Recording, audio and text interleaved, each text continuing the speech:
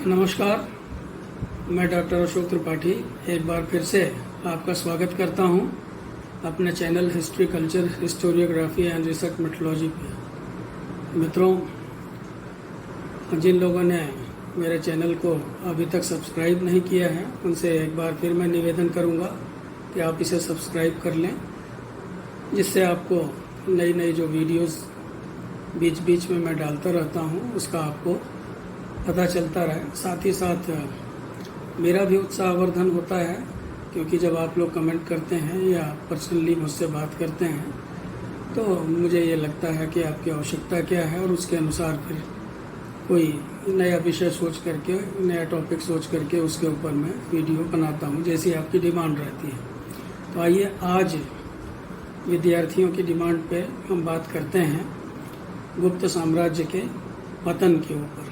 तो मित्रों, आज हम बात करेंगे गुप्त साम्राज्य के पतन के क्या कारण थे। जैसा कि आप सब लोग जानते हैं कि गुप्त काल को भारत का स्वर्ण युग कहा गया है। बहुत सारे इतिहासकारों ने उसे स्वर्ण युग के नाम से अभिहित किया है। लगभग 2 शताब्दी से अधिक समय तक गुप्तों ने भारत के ऊपर राज्य किया।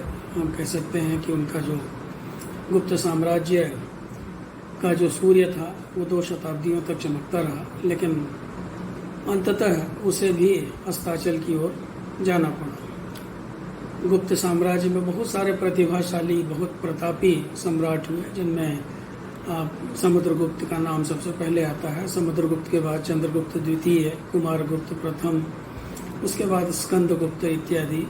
तो ये सब गुप्त साम्राज्य के बहुत ही प्रतापी शासक थे। लेकिन दुर्भाग्य से जैसा कि कहा जाता है कि उत्थान और पतन ये प्रकृति का नियम है। कोई भी हम देखते हैं, अगर हम पौराणिक युगों की बात करें तो हम ये देखते हैं कि महाभारत और रामायण में देखते हैं कि जो बड़े बड़े साम्राज्य थे उन साम्राज्यों को भी पतन की ओर जाना पड़ा था। तो इसी तरह से हम ये देखते हैं कि 467 ईस्वी में अंतिम पराक्रमी गुप्त शासक जो था वो स्कंदगुप्त, तो उसकी मृत्यु के बाद ही हम ये देखते हैं कि गुप्त साम्राज्य का धीरे धीरे क्षरण होने लगा, धीरे धीरे पतन होने लगा। और अंततः जो है 550 ईस्वी में श्रीगुप्त द्वारा 275 ईस्वी में स्थापित गुप्त साम्राज्य भी धराशायी हो गया। तो इस प्रकार इस विशाल गुप्त साम्राज्य के पतन को यदि हम देखें तो ये एक धीमी प्रक्रिया थी। ऐसा नहीं था कि अचानक या एकाएक गुप्त साम्राज्य का पतन हो गया। इसके पतन में एक लंबा समय लगा, लगभग जो है वो 82 सालों का समय लगा। 82 सालों के एक दीर्घकालीन प्रक्रिया का परिणाम है गुप्त काल का पतन। और इसके जो मूलभूत कारण थे उन मूलभूत कारणों पे हम चर्चा करेंगे, जो कि जैसा कि आप देखते हैं साम्राज्यों के उत्थान पतन के जो कारण होते हैं उनसे अलग कारण नहीं है गुप्त साम्राज्य के। वो भी ये कारण भी लगभग वैसे ही हैं। रमेश चंद्र मजूमदार, जो कि प्राचीन भारतीय इतिहास पे जिन्होंने बहुत काम किया है, उनका ये कहना है कि गुप्त साम्राज्य के पतन में उन्हीं परिस्थितियों का योगदान दिखाई देता है जैसे कि मौर्य साम्राज्य के पतन में हमें दिखाई पड़ता था। यानी कि मौर्य साम्राज्य के पतन में जो परिस्थितियां दिखाई पड़ती थी, लगभग वैसी परिस्थितियां जो है वो गुप्त साम्राज्य के पतन में भी हमें दिखाई देती हैं। मित्रों, सामान्य तौर पर गुप्त साम्राज्य के पतन के संबंध में कुछ बिंदुओं पर हम चर्चा कर सकते हैं। जैसा कि आप सभी साम्राज्यों में, चाहे वो गुप्त साम्राज्य हो, चाहे मौर्य साम्राज्य हो, चाहे मुगल साम्राज्य हो, चाहे चोल हो, चालुक्य हो, प्रतिहार हो, सब में हम ये देखते हैं जो पहली बात आती है वो अयोग्य और निर्बल उत्तराधिकारियों की बात आती है। तो गुप्त साम्राज्य के पतन में भी अयोग्य और निर्बल उत्तराधिकारियों की बड़ी भूमिका रही। योग्य उत्तराधिकारियों का अभाव गुप्त साम्राज्य के पतन का एक बड़ा प्रभावी कारण था, क्योंकि अन्य सभी कारण जो हैं वो उसी से संबंधित हैं। अब जैसे हम ये अभी हमने ऊपर चर्चा की कि गुप्त काल में बहुत सारे प्रतापी सम्राट हुए, और प्रतापी सम्राटों की परंपरा में स्कंदगुप्त के बाद अगर हम देखें तो किसी भी शासक में गुप्त काल के स्कंदगुप्त के बाद वो बात नहीं थी जो बात समुद्रगुप्त में हुआ करती थी, चंद्रगुप्त में हुआ करती थी।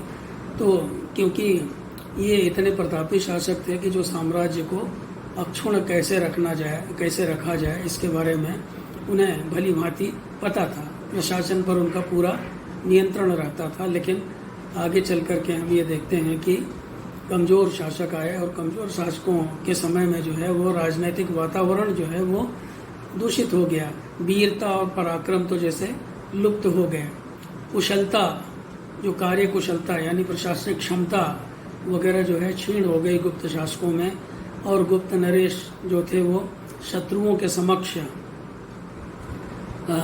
अपनी दुर्बलता को छुपा नहीं सके। उनके शत्रुओं को उनकी दुर्बलता का पता चल गया। उनके सामने, जिसे अंग्रेजी में कहते हैं, को एक्सपोज हो गए और इसका फायदा उठा करके शत्रुओं ने धीरे धीरे इस साम्राज्य को समाप्त कर दिया। तो मित्रों, अयोग्य उत्तराधिकारी जो था वो इसका पहला कारण था पतन का। उसके बाद हम बात करें प्रांतपतियों की। गुप्त काल में प्रांतपति जो थे वो उनको बहुत सारे विशेषाधिकार प्राप्त थे। आप कह सकते हैं कि प्रांतपतियों का विशेषाधिकार गुप्त साम्राज्य के पतन का एक बड़ा महत्वपूर्ण कारण सिद्ध हुआ।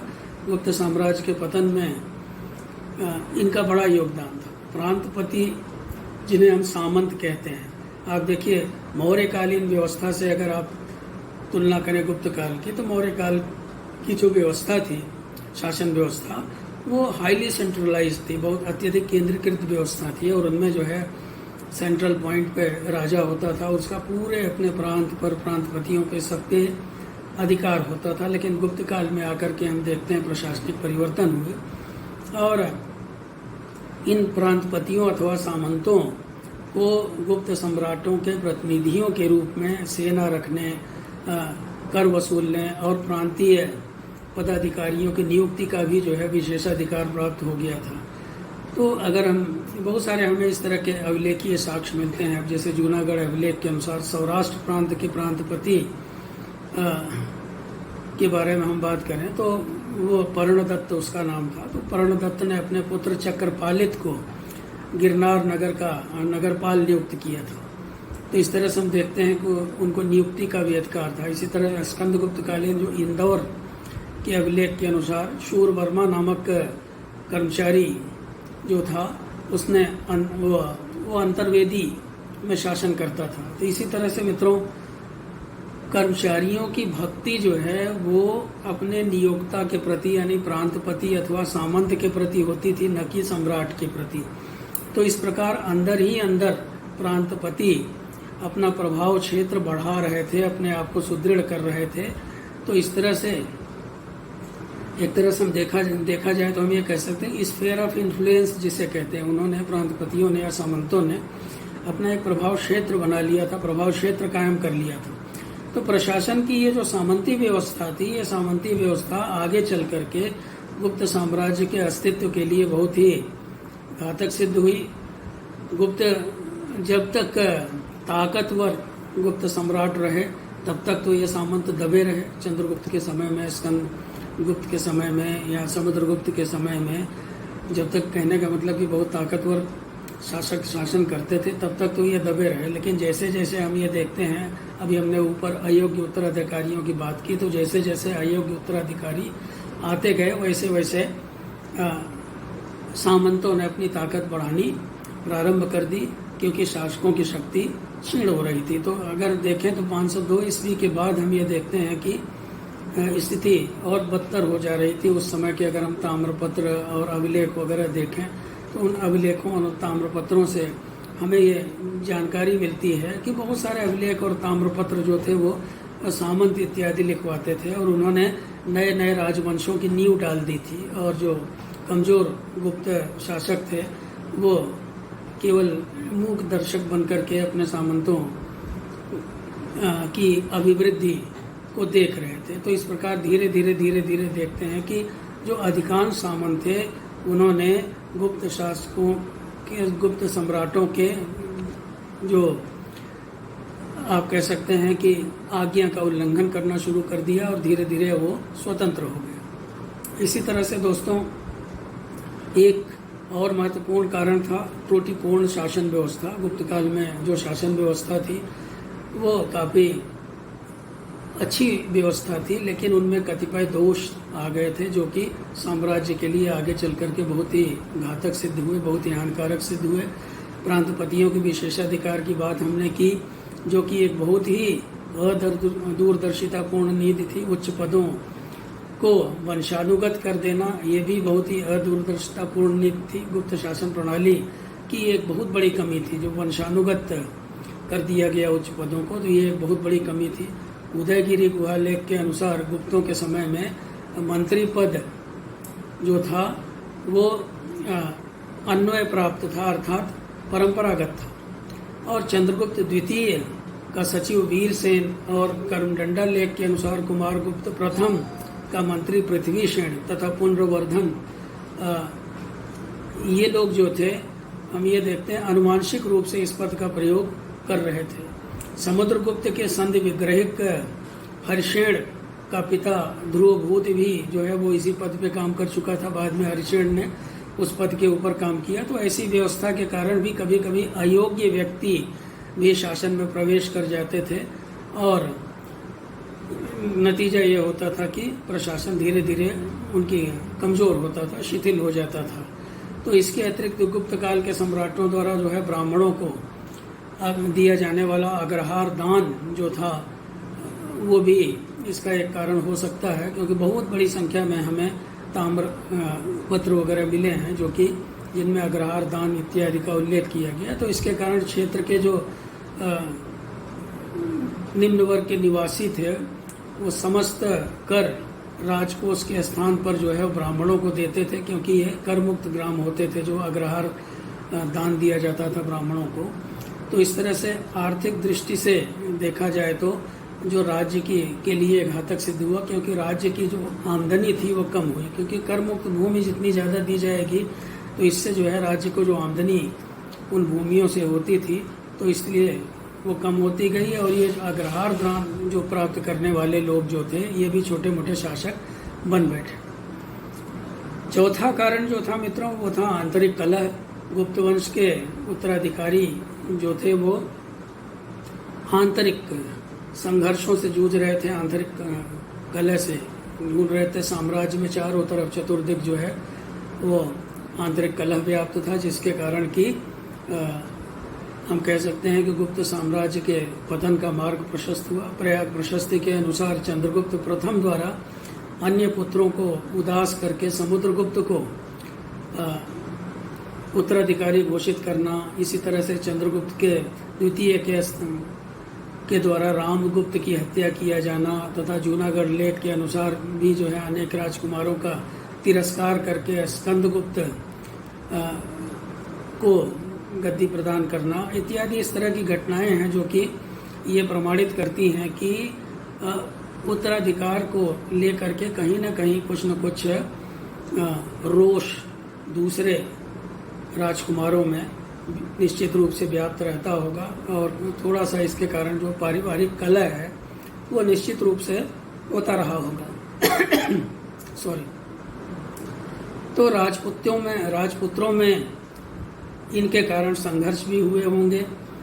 और गुप्त काल में आंतरिक कलह की जो घटनाएं हैं उनके बारे में हमें बहुत सारे इस तरह के प्रमाण मिलते हैं। तो ऐसी परिस्थिति में गुटबंदी और षड्यंत्र करना, सामंतों द्वारा जो है किसी न किसी गुट का पक्ष लेना इत्यादि निश्चित रूप से होता रहा होगा, जिनके कारण धीरे धीरे गुप्त साम्राज्य खोखला होने लगा। इसके अलावा मित्रों पांचवा कारण आप कह सकते हैं कि बौद्ध धर्म का प्रभाव। हम ये देखते हैं कि बहुत सारे जो गुप्त शासक थे, प्रारंभिक गुप्त शासक थे, तो वो तो वैष्णव धर्म के अनुयायी थे। वैष्णव धर्म के अनुयायी होने के साथ साथ जो है वो चक्रवर्ती सम्राट वगैरह बनने की इच्छा भी रखते थे। जैसे वो लोग जो है अश्वमेध यज्ञ वगैरह भी किया करते थे।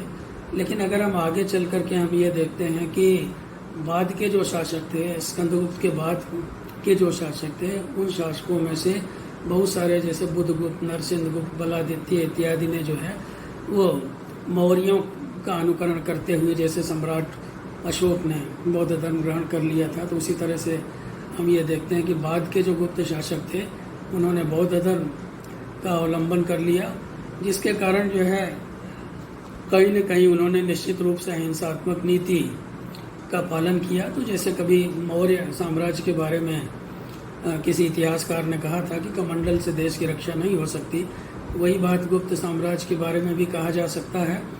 गुप्त साम्राज्य पे स्कंदगुप्त के समय में हम देखते हैं, उसके पहले भी हम देखते हैं, हूणों के आक्रमण निरंतर हो रहे थे और हूणों के आक्रमण का सामना करने के लिए स्कंदगुप्त जैसा योद्धा चाहिए था। और लेकिन आगे चल कर के हम देखते हैं कि जब बुधगुप्त जैसे शासक आए और बालादित्य जैसे शासक आए तो हूणों को जो है वो सुदृढ़ रूप से उस तरह से जवाब नहीं दे सके जैसे कि समुद्रगुप्त जैसे कि स्कंदगुप्त ने उनको जवाब दिया था। तो इसलिए बहुत सारे इतिहासकार जो है इस बात को मानते हैं कि बौद्ध धर्म से संबंधित अहिंसात्मक नीति का अनुसरण किए जाने के फलस्वरूप गुप्त साम्राज्य की जो पतन की प्रक्रिया थी वो काफ़ी तेज हो गई। उसके अलावा मित्रों, छठा कारण हम ये कह सकते हैं कि कूटनीतिक क्षमता का अभाव। जैसे प्रारंभिक जो गुप्त शासक थे, चंद्रगुप्त द्वितीय, उसके पहले समुद्रगुप्त, फिर आगे चल कर के स्कंदगुप्त, कुमारगुप्त इत्यादि जो थे, इनमें कूटनीतिक प्रतिभा जो थी वो काफ़ी अधिक थी। ये बहुत ही कूटनीतिक रूप से बहुत ही सक्षम शासक थे।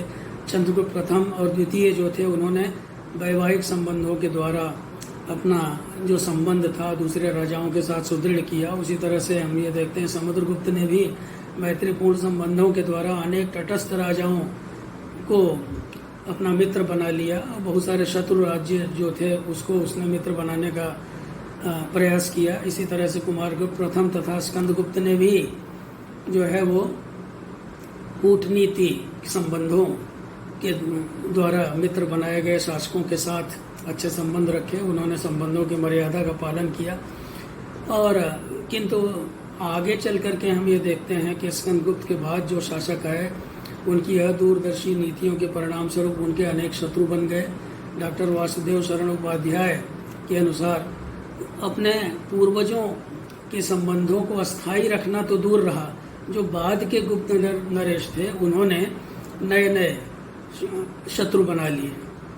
यानी कि पुराने संबंधों को तो निभा नहीं सके, लेकिन साथ ही साथ नए नए शत्रु भी बनाते चले गए। नतीजा ये हुआ कि गुप्त साम्राज्य का पतन निश्चित हो गया। इसके अलावा मित्रों, बाह्य आक्रमण की बात हम करें, बाह्य आक्रमण का मतलब हूणों का आक्रमण, तो ये भी गुप्त काल के पतन में बड़ा ही महत्वपूर्ण साबित हुआ। गुप्त वंश के विनाश में बाह्य आक्रमणकारियों ने बड़ी महत्वपूर्ण भूमिका निभाई, जिनमें हूणों का आक्रमण सबसे अधिक उल्लेखनीय है। यद्यपि हूणों के आक्रमण कुमारगुप्त प्रथम के समय से ही प्रारंभ हो गए थे, लेकिन फिर भी स्कंदगुप्त के काल तक ये हूण गुप्तों का कुछ नहीं बिगाड़ सके थे, क्योंकि स्कंदगुप्त ने जो है बहुत ही बहादुरी से उनका मुकाबला किया था। उसका तो नाम सुन करके भी जो है हूण डरते थे। लेकिन आगे चल करके हम ये देखते हैं कि हूणों ने धीरे धीरे गुप्त काल की जो राज्य लक्ष्मी थी उसके ऊपर उन्होंने अपना अधिकार कर लिया और गुप्तों के जो प्रांत थे वो दूरस्थ प्रांत थे, उनके ऊपर उन्होंने आक्रमण करना शुरू कर दिया। और हम ये देखते हैं कि बहुत सारे अभिलेखों से, जैसे एरण अभिलेख से हमें पता चलता है कि हूण नरेश तोरमाण ने बुधगुप्त के उपरांत हम ये देखते हैं कि 560 ईस्वी के उपरांत एरण प्रदेश को एरण प्रदेश को जीत लिया था। इसी तरह से तोरमाण का पुत्र मिहिरकुल जो था उसने भी गुप्त साम्राज्य पे आक्रमण किए। उसने नरसिंह गुप्त बलादित्य पर उसने भयंकर आक्रमण किए मिहिरकुल ने, और उसे अपना बंदी बना लिया। तो इस प्रकार से हूणों ने, हम ये देखें तो हूणों ने गुप्त साम्राज्य के पतन में बड़ी महत्वपूर्ण भूमिका निभाई। ये हमें रोमन साम्राज्य के पतन की याद दिलाते हैं। तो मित्रों, मंदसौर के 532 ईस्वी वाले अभिलेख के अनुसार मालवा के अवलिकर वंशीय नरेश यशोधर्मन ने भी जो है भयंकर आक्रमण किया था गुप्तों के साम्राज्य पर, और गुप्तों के साम्राज्य की जो सीमाएं थी वो काफ़ी संकुचित हो गई। वो मगध और उत्तरी बंगाल तक ही सीमित रह गई। तो इनके अतिरिक्त और भी हम देखते हैं वाकाटक थे, वर्धन वंश के शासक थे, मोखरी थे, कामरूप के शासक थे। तो ये सब सारे शासक जो है धीरे धीरे जैसे जैसे गुप्त साम्राज्य कमज़ोर होता गया, केंद्रीय शक्ति का ह्रास होता गया, सामंतों का बोलबाला होता गया, छोटे छोटे राज्यों में गुप्त साम्राज्य बंट गया था, वैसे वैसे जो है इन्होंने एक एक करके इन प्रांतों पर अपना अधिकार कर लिया। किसी पे वाकाटक का अधिकार हो गया, किसी पे वर्धनों ने अधिकार कर लिया, कहीं मोखरियों ने कर लिया, कहीं कामरूप के शासकों ने कर लिया, भास्कर वर्मन इत्यादि ने आगे चल करके। और फिर हम ये देखते हैं कि धीरे धीरे गुप्त साम्राज्य जो था वो एकदम क्षीण हो गया। तो इस प्रकार से संक्षेप में मैंने आपको बताने का प्रयास किया कि लगभग 2 शताब्दी तक भारत के इतिहास गगन पर एकदम अच्छी तरह से स्थापित होने के बाद, कहने का मतलब ये है कि हम ये कह सकते हैं कि सूर्य की भांति इतिहास गगन पर चमकने के बाद जो बहुत ताकतवर, बहुत ही शक्तिशाली गुप्त राज्य था, गुप्त राज्य भी जो है वो अस्ताचल की ओर जाने के लिए, उसका सूर्य भी अस्ताचल की ओर जाने के लिए बाध्य हो गया। त्रुटिपूर्ण शासन प्रणाली, प्रांतपतियों के विशेषाधिकार, बाह्य आक्रमण, अयोग्य उत्तराधिकारी, आर्थिक रूप से कमज़ोर हो जाना साम्राज्य का, बौद्ध धर्म को अपना लेना, सैन्य कमजोरी, सेना भी जो है उनकी बहुत कमज़ोर हो गई थी, क्योंकि अब सेना का संचालन करने वाले समुद्रगुप्त जैसे योद्धा नहीं थे जो कि उत्तर से लेकर दक्षिण तक अपना राज्य स्थापित करने की आकांक्षा रखते थे और हमेशा निरंतर युद्धों में व्यस्त रहते थे। तो उस तरह के शासक नहीं रह गए थे। साथ ही साथ सामंतवादी व्यवस्था ने तो बेड़ा गर्क किया ही, आर्थिक दृष्टि से कमज़ोर कर दिया। सामंतवादी व्यवस्था के कारण जो सम्राट की जो आय थी वो बहुत ही कम हो गई थी। तो इसी तरह से सैन्य कमजोरी थी। तो कुल मिलाकर के अगर देखा जाए तो इन सब कारणों से गुप्त साम्राज्य का पतन निश्चित हो गया। मित्रों, अगर आपको ये वीडियो अच्छी लगी हो, मैंने बहुत ही संक्षेप में आपको 5-7 पॉइंट्स में आपको बताने का कोशिश किया, प्रयास किया कि कैसे गुप्त साम्राज्य का पतन हुआ। तो अगर आपको मेरी ये कोशिश पसंद आई हो, मेरा ये प्रयास पसंद आया हो, तो इस वीडियो को लाइक करें और इसके ऊपर कमेंट भी करें और साथ ही साथ चैनल को सब्सक्राइब भी करें। नमस्कार, धन्यवाद, बहुत बहुत शुक्रिया।